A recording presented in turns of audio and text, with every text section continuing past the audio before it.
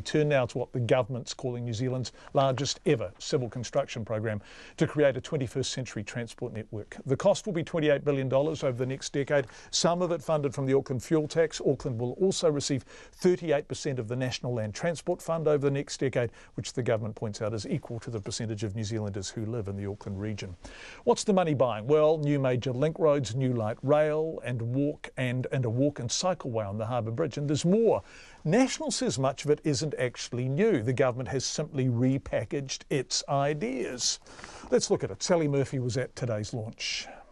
Auckland Mayor Phil Goff says the projects should go a long way towards easing congestion on the roads, but will also provide options for people to change the way that they travel. This package is transformational in heavy rail with a third main trunk line that will allow an express route from the south into the city. I travelled on that line yesterday, and at 6:30 in the morning those carriages were full in peak hour. It allows for electrification to Pukekohe. It allows for new electric trains. The $28 billion 10-year package includes improving bus services, a better bus service to the airport and more buses operating in the central city. $213 million has been set aside for 15 new electric trains, and there's a $28 million spruce up of the downtown ferry terminal.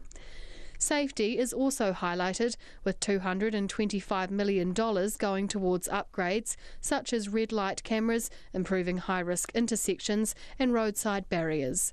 Over $200 million will go into eastern busways, which would link Panmure and Botany. The plan is being funded with the help of the Auckland regional fuel tax of 10 cents plus GST a litre, directly raising $1.5 billion over the next decade, which opens up extra funding of $4.3 billion in total.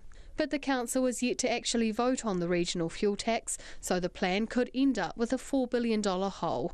Mayor Phil Goff says that is unlikely to happen. Because I'm confident that councillors will say, what are the options that we've got? We could do nothing, and in which case our city would become gridlocked, not really an option. We could put it all on rates, but that would mean a 13% increase in rates, and it would be totally unfair because many people don't travel a lot in our public transport system, particularly our retired folk, and they would effectively be subsidising the big companies that use our transport systems all the time. Transport Minister Phil Twyford says with the help of the Auckland fuel tax, the $28 billion package is fully funded.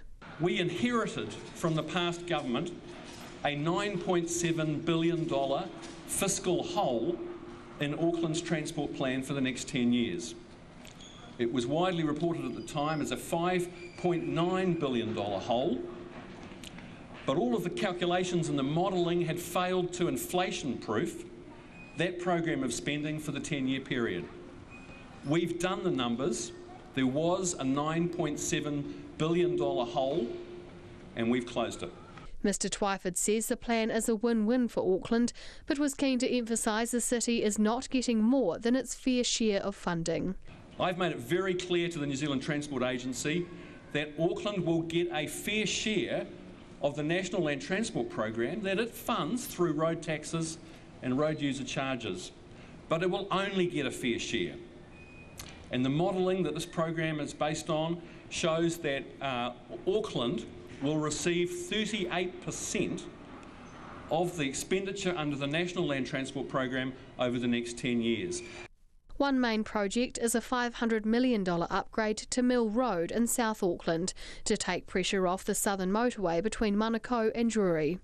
Another is a new connection between the Whangaparoa Peninsula and Northern Motorway called Penlink, which will cost $200 million. Penlink will be built as a public-private partnership and will be a toll road. Phil Twyford says the toll is likely to be between $2 and $3 each way.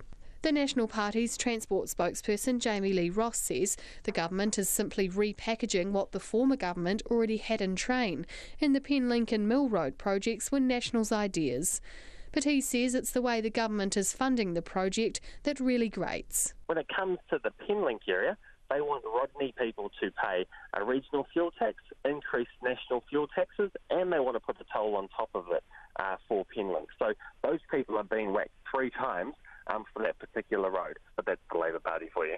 The AA has welcomed the plan and its clear focus on road safety, but its spokesman Barney Irvine says there's no detail on how congestion will be affected. But the big question for us is congestion and what impact this plan is going to have on congestion.